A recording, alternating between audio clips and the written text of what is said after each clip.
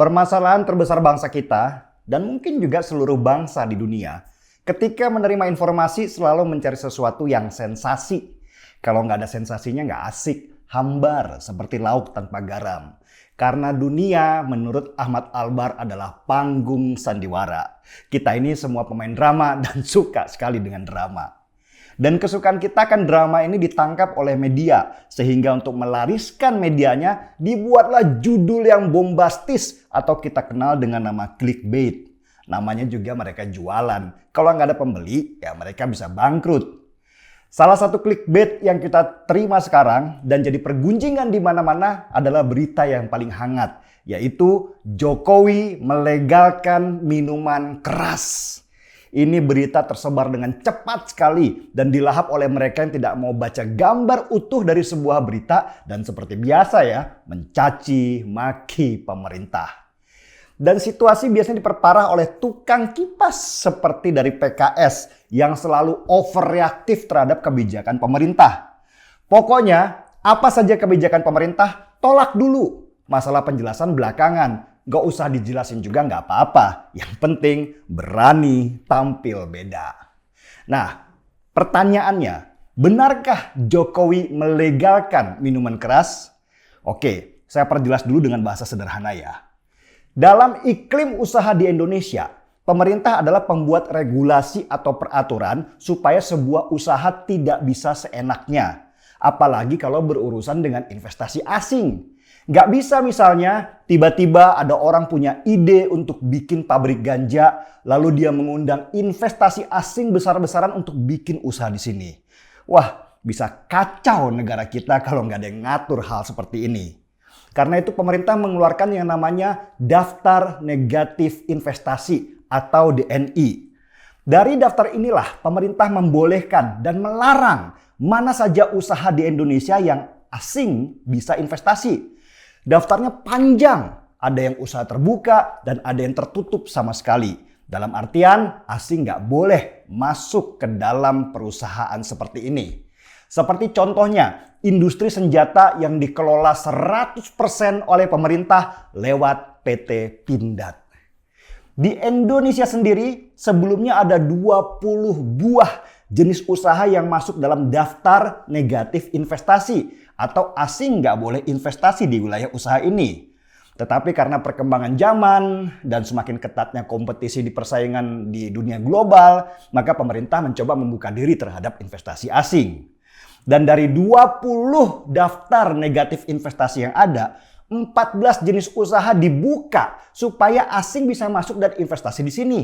Sisanya 6 jenis usaha tetap tidak boleh dimasuki asing atau malah dilarang sama sekali. Seperti usaha yang berhubungan dengan ganja, kasino dan tempat judi, sampai industri senjata kimia. Ini jenis usaha yang benar-benar dilarang di Indonesia. Nah, dari 14 jenis usaha yang tadinya asing dilarang investasi, sekarang dibuka oleh pemerintah. Dan salah satunya adalah industri minuman keras. Inilah yang bikin ribut dengan judul besar bahwa Jokowi melegalkan industri miras. Padahal sebenarnya bukan dilegalkan, tetapi pemerintah mengatur jenis industri minuman keras ini supaya tidak liar dan rawan selundupan. Selama ini, untuk minuman keras, Indonesia selalu mengimpor dari luar. Tahu berapa pendapatan negara dari cukai peredaran miras impor di Indonesia? Jangan kaget ya. Nilainya 3,36 triliun rupiah. Besar ya? Itu pendapatan dari cukai saja loh. Berarti nilai industri ini gede banget. Orang Indonesia ini emang aneh kok. Bilangnya negara religius. Tapi ternyata impor minuman keras bisa nilainya triliunan gitu. Berarti yang minum miras di Indonesia ya banyak juga. Cuman pada nggak mau ketahuan. Dan percaya atau tidak, tahun 2009 Indonesia bahkan masuk dalam daftar pengimpor minuman keras terbesar ke-6 sesudah Thailand. Kenapa bisa begitu? Apa orang Indonesia itu peminum? Bukan.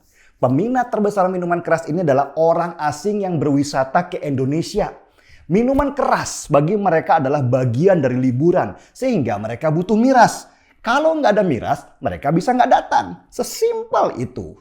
Dan wisatawan asing itu selalu mencari miras khas di daerah yang mereka kunjungi. Mereka minta warga lokal produksi dan mereka ekspor ke negara mereka. Oke, tahu berapa nilai ekspor miras dari negara kita ke negara luar? Nilainya besar, 5 triliun rupiah setiap tahun dan tumbuh 12% setiap tahunnya. Jangan kaget, di Indonesia sendiri sebelum ada peraturan presiden tentang miras, kita sudah punya 3 pabrik yang memproduksi miras, yaitu PT Multi Bintang, PT Delta Jakarta yang produksi angker bir, dan Bali High.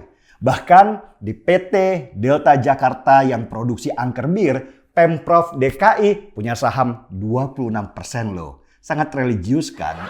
Berdasarkan fakta-fakta ini, pemerintah kemudian akhirnya memutuskan, ya buka saja sekalian industri miras di Indonesia, tetapi diatur dengan ketat.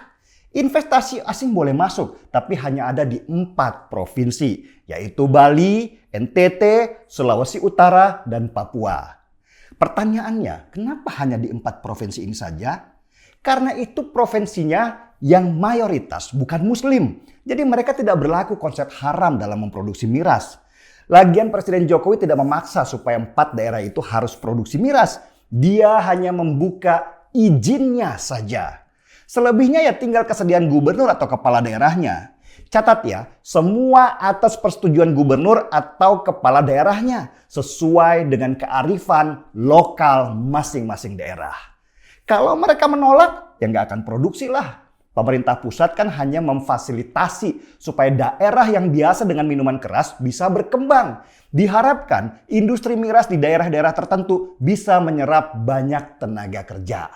Paham kan? Ini urusannya tentang penyerapan tenaga kerja dan menarik minat investor asing. Bukan mendorong supaya warga daerah tersebut mabuk-mabukan.